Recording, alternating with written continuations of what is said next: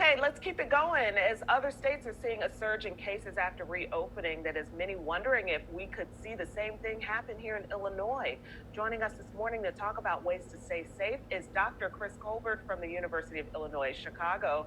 Dr. Colbert, thank you for joining us again. We appreciate it. Good morning.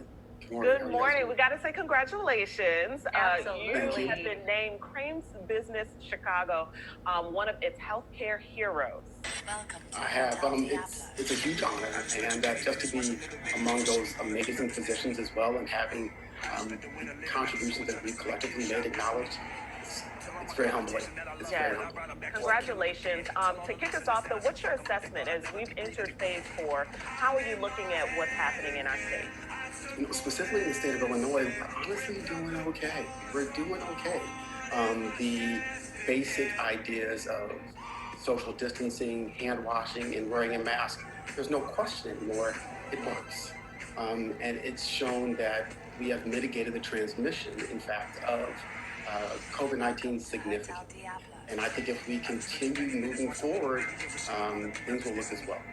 Yeah, I'm very pleased by the positivity rates in Illinois, routinely testing over 30,000 people a day. Pretty striking numbers considering it took us so long to get to 10,000 a day as Governor Pritzker wanted. Doctor, I want to know what moving forward do we need to do? Obviously, keep up doing what we're doing, but how are we with contact tracing, and how are we in terms of testing? Do we need more people to be able to get tests? Should we still wait if we have symptoms? Where do you stand on those of us that have never gotten tested and the outlook of that? Well, that's a great question. Ideally, testing is what works, and testing allows us to collect our data as well. Excuse me. Anyone that's admitted to any hospital is tested, regardless of their diagnosis. And that has a huge impact on where these patients are going, as well as documenting and providing us significant data on COVID. So that being said, as long as we're continually testing individuals, should we just have individuals come in and get tested? It's a question more of resources. Testing is always great, but in what capacity and what resources do we have to test as many people as we can? That's an ongoing question. Doctor, one thing that's on my mind, because I said I wouldn't do this, I took a flight this weekend just to kind of go visit some family and get out of the city for a little bit, but it's something that's on a lot of people's mind, right? Should you take that summer vacation? Should you leave the city, leave the country? What should you be thinking about when taking those trips? So here's the thing. A lot of the patients now that I see in the emergency room are saying, hey, doc, we're in phase 4. I'm leaving the state. We're going to Florida. We're going to Alabama. We're going to Texas. And I get that. I totally get that. And we're going to take a flight. So what do you think? So here's my thought on that. If this was mid-March or early April, if someone said, I'm going to New York, you'd go, ooh, wait a minute. Maybe New York is not the best place to go right now. Don't get me wrong. If I like to look at the Statue of Liberty, they've got great pizza there too. However, maybe right now is not the ideal time to go to New York or go to Chicago. So look at us, look at Chicago now, look at New York now, better states. So when patients ask, or there's a conversation of where should I go, I always ask, you may not want to go to Texas right now. You may not want to go to Arizona right now. Great states to visit, don't get me wrong, but are your peak states right now where they're running out of ICU beds, they're running out of PPEs?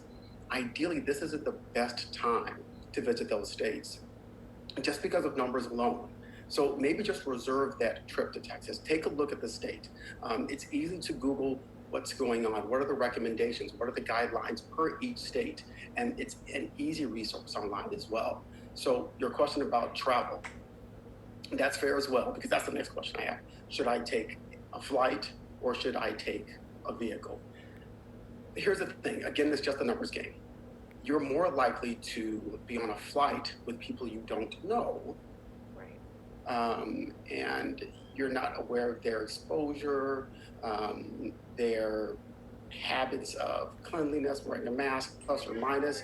However, I guarantee you, anyone in your car, you know, you have some sort of idea. Right. You want to mitigate as much possible transmission as you can. Am I saying don't get on a flight to Omaha?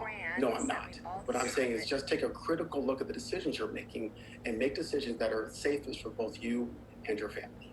What are you doing, doctor? I'm going to do exactly what you do. That's fair. So here's the thing. If it's good enough for you, it's good enough for me. I drive. I have some family that lives in Southern Illinois, and once we started getting to that better place, I was like, I'm going to drive down there.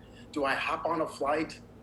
Not so much if I can avoid it. I do, admittedly, go for the drive.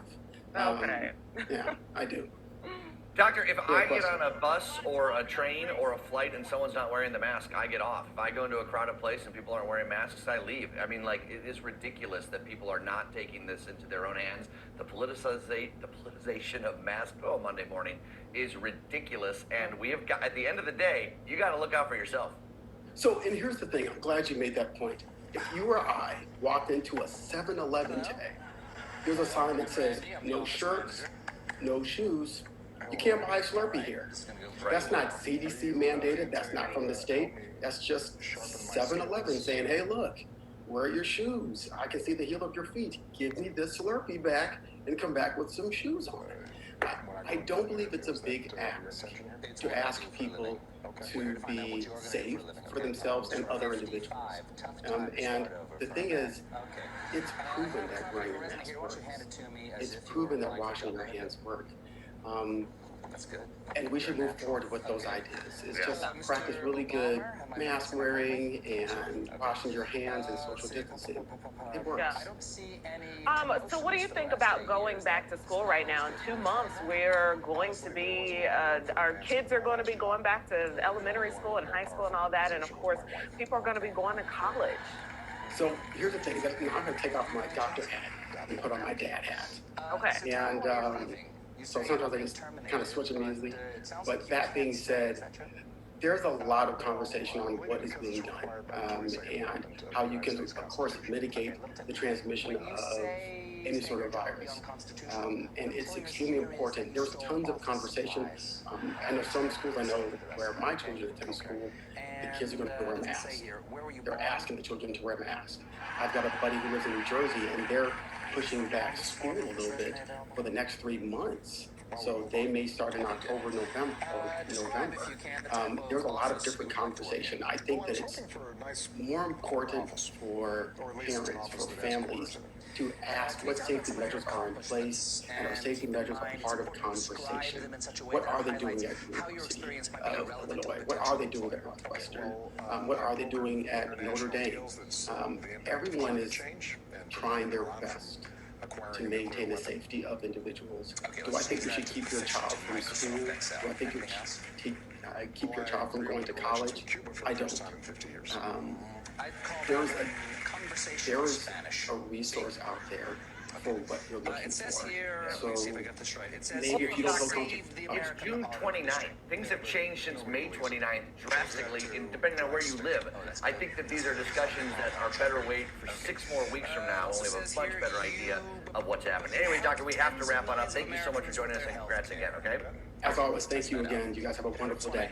Yeah, if you'd like more information on what the UIC is doing to help keep you protected during the pandemic, head on over to hospital.uillinois.edu. Always great to talk to the doctor. Yeah, so many good conversations there.